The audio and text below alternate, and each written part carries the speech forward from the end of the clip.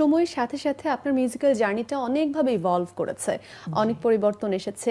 আমাদেরকে কি একটু এই জার্নির ইভলভের জায়গা থেকে একটু বলতে পারবেন যে প্রথমে নীল আমি যখন 92-তে যখন স্বপ্ন দেখি তখন তো আমি সবকিছু বাদ দিয়ে ভেবেছি যে নিজে কিছু একটা করব, কিন্তু নিজে কি করবো এটা তো আর নিজ থেকে সেভাবে তো আর কোনো ক্যালকুলেশন করা থাকে না। ওই নিজের জন্য একটা সৃষ্টিকর্তার কোনো একটা দিক নির্দেশনের জন্য অপেক্ষা করতে হয়।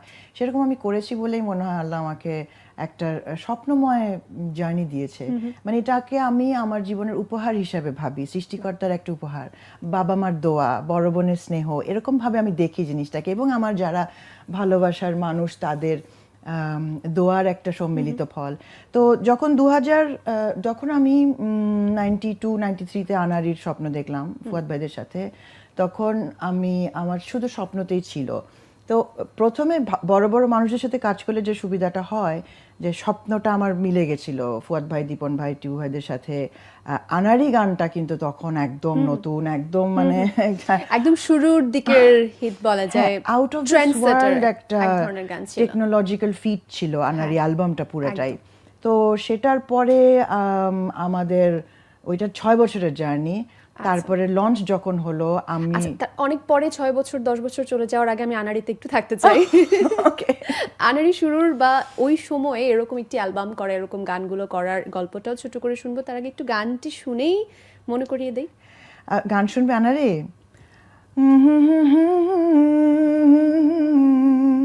মন নেয়া মন দেয়া আজও তুমি বোঝো না, হাই বুকে ঝড় তোলো তবু তুমি বারে বা আর জানো না প্রেম, ও আনারে বোঝো না প্রেম, ও আনারে। বিউটিফুল। আনাড়ি অ্যালবাম বা আপনার মিউজিক্যাল জার্নি শুরু করার যে সময়টা, যাত্রা শুরুর সময়টা একটু যদি বলেন। যাত্রা শুরুর সময় সব সময় যেরকম একটা আনসার্টেনটি থাকে যে কি করব, কি করতে যাচ্ছি, কি ভাবছি, কিছু কি হবে। মানে মিউজিকে যে একটা ক্যারিয়ার পারসু করবেন, এই ইন্সপিরেশনটা আসলে কি? আমরা খালি জানতাম যে কিছু একটা করব, নতুন কিছু একটা করব। কারণ একটা মেয়ে, তখন আমি ছোট মানুষ, মানে তখন মেয়ে কোথায়। তো আমি যখন স্টুডিওতে প্রথম ডেমো করতে যাই তখনই কিন্তু তখন আমি ইউনিভার্সিটি সেকেন্ড ইয়ারে পড়তাম। হ্যাঁ, যথেষ্ট ইয়াং আর কি। তো তখন আমি যখন ডেমো করতে যাই তখন আমাকে অনেকেই পারসু করে, যারে একটা নতুন ভয়েস এসছে, তুমি কি আমার সাথে গান করবে, তুমি কি এই মিক্স অ্যালবামে করবে, বা তুমি কি, মানে এরকম অনেক অফার।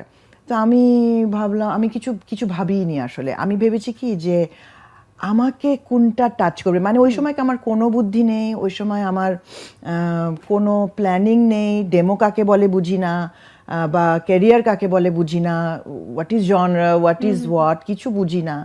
সেই সময় আমার মনে হলো যে না, আই উইল ওয়েট। অথচ কোনো কি বলবো, কোনো ফর্মুলা নেই, স্ট্রাকচার নেই, লাইফে প্ল্যানিং নেই। তখন খালি পড়ি আর মায়ের বকাটা ভাবি যে আমি কিছু করলে আম্মা আমাকে কিন্তু দিবে না করতে কাজটা। কারণ পড়াশোনাটাও তো আবার ঠিক রাখতে ভীষণ ইম্পর্টেন্ট।